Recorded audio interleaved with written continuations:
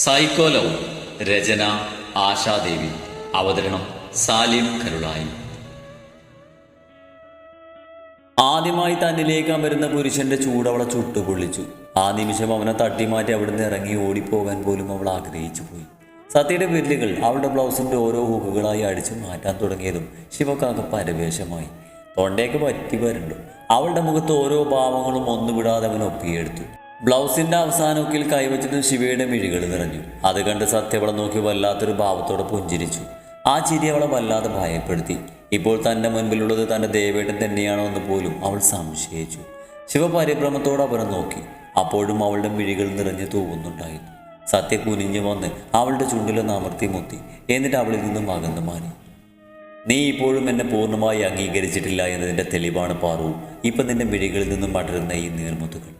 എന്നെ നീ അംഗീകരിച്ചേ മതിയാകൂ. എൻ്റെ പ്രണയം വന്യമാണ്. ഒരിക്കലും എന്നെ മാറ്റിക്കളയാന്ന് നീ ചിന്തിച്ചേക്കരുത്. നടക്കില്ല. ശിവപിടച്ചിലോട് അവനെ നോക്കി. സത്യയുടെ ഇപ്പോഴുള്ള മുഖമല്ലാതെ ദേഷ്യം നിറഞ്ഞതാണെന്ന് അവൾക്ക് തോന്നി. നിനക്കെന്നോട് ഭയമുണ്ടാകണം. അത് എന്നിൽ നിന്ന് നിന്റെ പുഞ്ചിരി പോലും നീയായിട്ട് നിഷേധിക്കുമ്പോൾ, ഒരു നോട്ടം കൊണ്ടെങ്കിലും എന്നെ നീ അവഗണിക്കുമ്പോൾ മാത്രം നിന്നെ ഞാൻ വേദനിപ്പിക്കും. വന്യമായി തന്നെ. കാരണം നിന്നിൽ എനിക്കല്ലാതെ നിനക്ക് പോലും ഇനി അവകാശമില്ല പാറു. ശിവ ശ്വാസം എടുക്കാൻ പോലും ഭയന്നുകൊണ്ട് അവനെ നോക്കി. എന്നെ പൂർണ്ണമായും ഉൾക്കൊള്ളാൻ നിനക്ക് ഇനിയും സമയം വേണം. എനിക്ക് വേണ്ടത് നിന്നെയാണ്, നിന്നെ മാത്രം.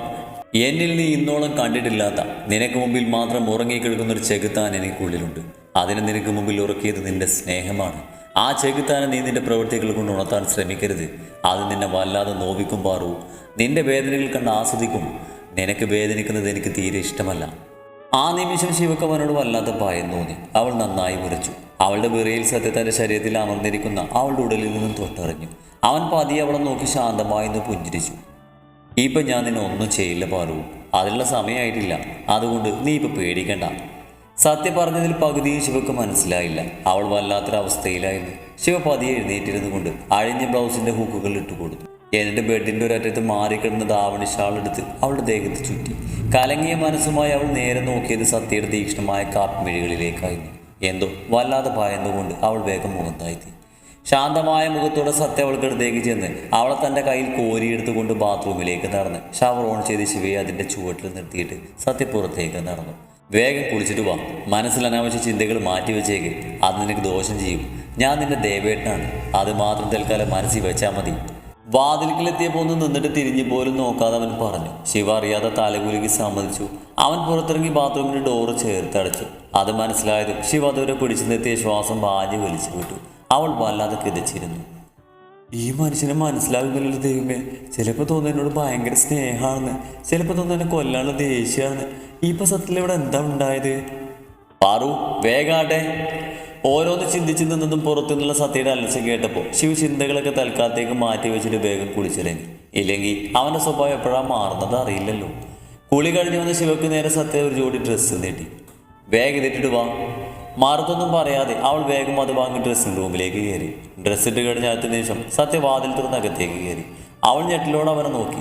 എന്നാൽ അവൻ വലിയ ഭാവമാറ്റമൊന്നുമില്ലാതെ അവൾ അവിടെയുള്ള ചെയറിലേക്ക് പിടിച്ചിരുന്നു. പതിവ് പോലെ അവൻ തന്നെ അവളെ ഒരുക്കി ഇറക്കി താഴെ കൊണ്ടുചെന്ന് ഫുഡ് കൊടുത്തു.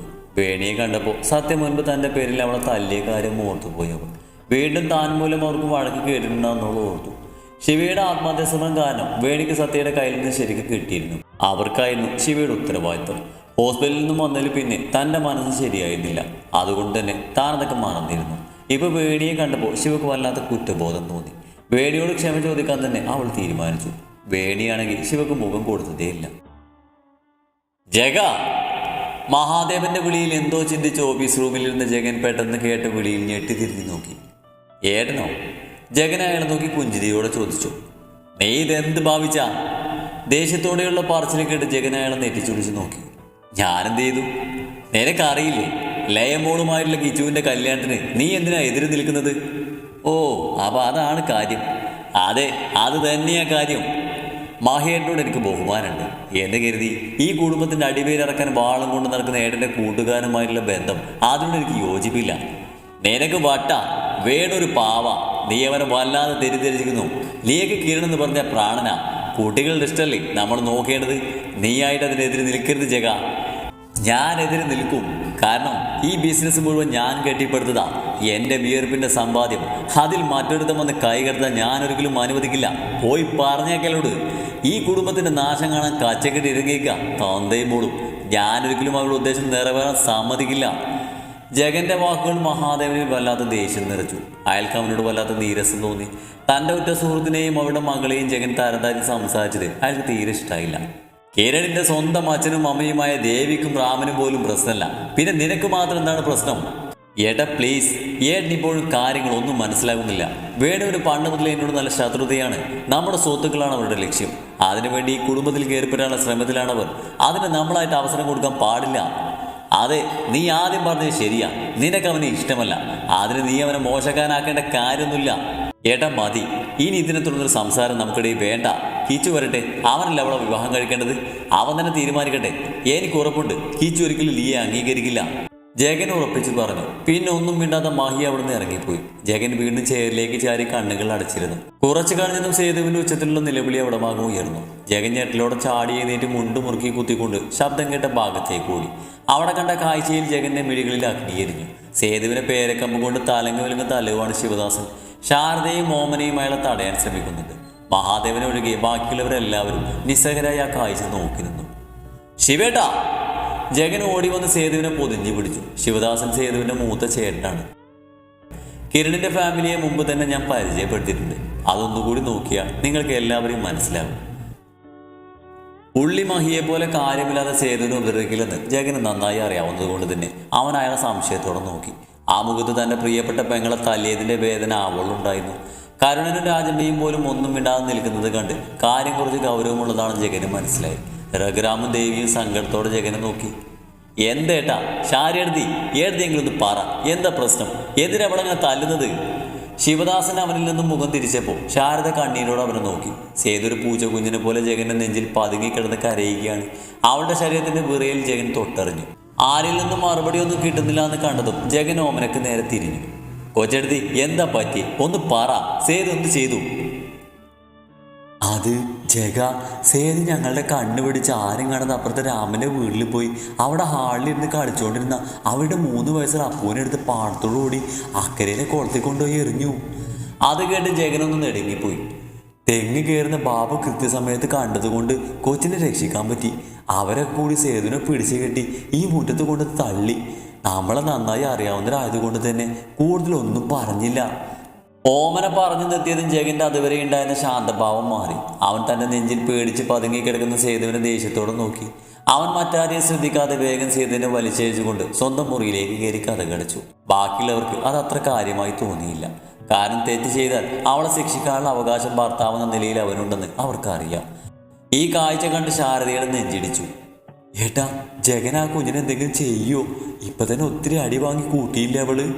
രാജമ്മ തന്റെ ഭർത്താവിനെ നോക്കി വേദനയോടെ പറഞ്ഞു. തൻ്റെ മകളെ ഓർത്ത് അവിടെ അമ്മമാനം വീങ്ങി. നീ പേടിക്കേണ്ട രാജൻ, ജഗനെ നമുക്കറിയില്ലേ. സേതുനൊന്നും നുള്ളി നോവിക്കില്ലവൻ. അത്രയ്ക്ക് ഇഷ്ടാവന് നമ്മുടെ മോളെ. ഇനിയിപ്പോ ശിവ അവളെ തല്ലുന്നത് കണ്ടുള്ള സങ്കടം തീർത്തതാവൻ. കരുണൻ തന്റെ ഭാര്യയെ പറഞ്ഞാശ്വസിപ്പിച്ചു.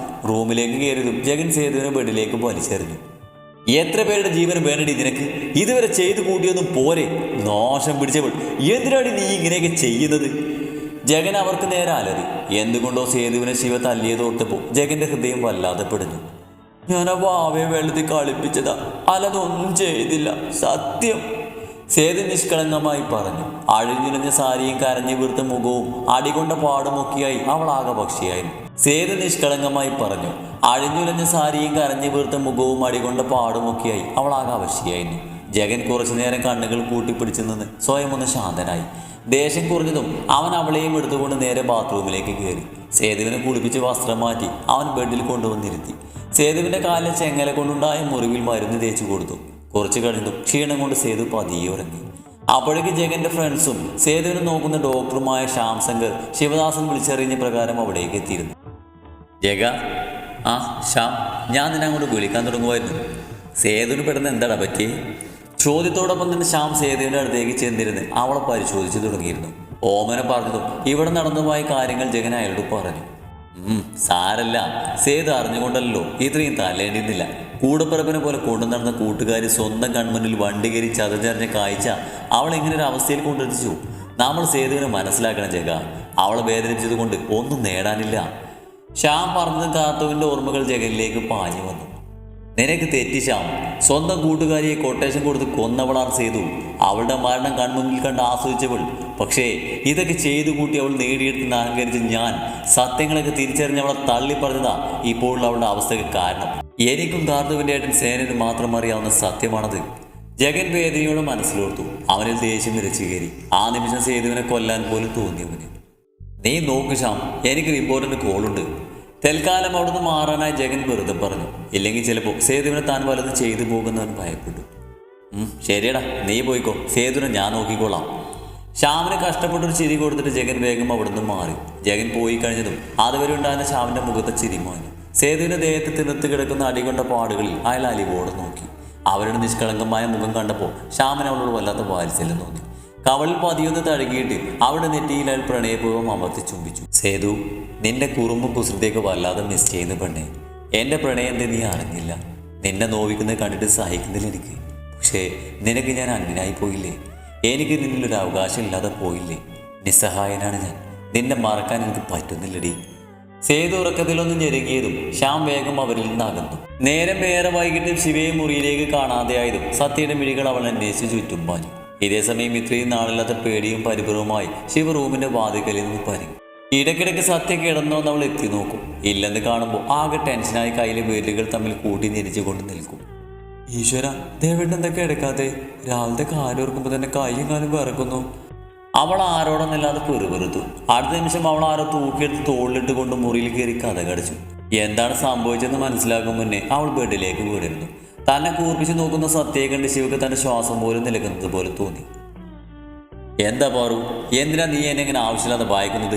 ഇങ്ങനെ ചെയ്യരുത്, എനിക്കത് ഇഷ്ടമല്ല. എന്നിൽ അധികാരത്തോട് ഓടി നടക്കണം നീ. ഇനിമേല ഇനി ഒളിച്ചു നിൽക്കാൻ ശ്രമിക്കരുത്. ശിവക്ക് വല്ലാത്ത പരവേശം തോന്നി. സത്യ തൻ്റെ ഷർട്ട് അഴിച്ച് പിന്നിലേക്ക് ഇട്ടു. അത് കണ്ട് ശിവക്ക് ആകെ വെപ്രാളമായി. അതനഗ്നായി അവൻ അവൾക്കടുത്തേക്ക് വന്നു കിടന്നു. എന്തിനാ നീ എന്നെ ഒളിച്ചു നിന്നത്? വെറുതെ നിന്നതാ.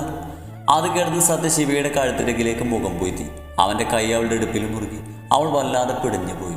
സത്യവളുടെ പിച്ചയഗന്ധം തൻ്റെ ആത്മാവിലേക്ക് വലിച്ചെടുക്കുമ്പോൾ ആഞ്ഞു ശ്വസിച്ചു. ദേവേട്ടാ, നീ എന്നെ വല്ലാതെ മതിപ്പിക്കുന്നു പാറു. നിന്നിൽ ഓരോ അണുവിനെയും പിടിച്ചടക്കി എൻ്റേത് മാത്രമാക്കാൻ വല്ലാതെ കൊതി തോന്നുന്നു. അവനവളുടെ ചുണ്ടിൽ അമർത്തി മുത്തി. പിന്നെ ആ ചെഞ്ചൊടികളെ അവൻ പതിയെ നുണഞ്ഞെടുത്തു. ശിവയൊന്ന് ഉയർന്നു പൊങ്ങി. അവളെ തന്നിലേക്ക് അമർത്തി പിടിച്ചുകൊണ്ട് അവനവളുടെ ഇരുതലങ്ങളെയും പൊതിഞ്ഞെടുത്തു. കൈകൾ അവളുടെ മൃദുലത തേടി അലഞ്ഞു. ദീർഘനേരത്തെ ചുംബനത്തിനൊടുവിൽ അവൻ അവളിൽ നിന്നും വിട്ടുമാറി. കിതച്ചുകൊണ്ട് ശ്വാസം എടുക്കാൻ ബുദ്ധിമുട്ടുന്ന ശിവയെ കണ്ട് അവൾക്കായി മാത്രം വിരിയാറുള്ള കുഞ്ഞു ചിരിയോടെ അവൻ അവളെ എടുത്ത് തൻ്റെ നെഞ്ചിലേക്ക് കിടത്തി പൊതിഞ്ഞു പിടിച്ചു. അവനെ നഗ്നമായ നെഞ്ചിൽ കിടന്ന് ആ ഹൃദയതാളം കേട്ടുകൊണ്ട് ശിവ പതിയുറക്കത്തിലേക്ക് ആഴ്ന്നു.